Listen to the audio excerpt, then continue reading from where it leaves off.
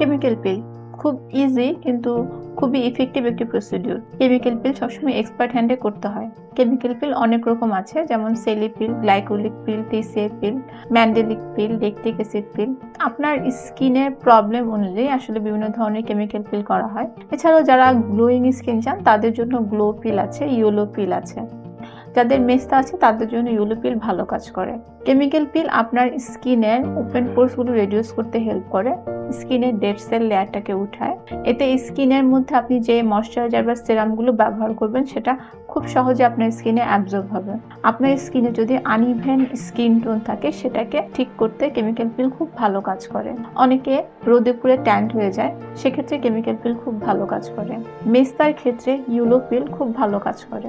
আবার অনেকের ক্ষেত্রে দেখা যায় যে হাত পা বডির তুলনায় বেশি ডার্ক, সেক্ষেত্রে টিসিএ পিল খুব ভালো কাজ করে।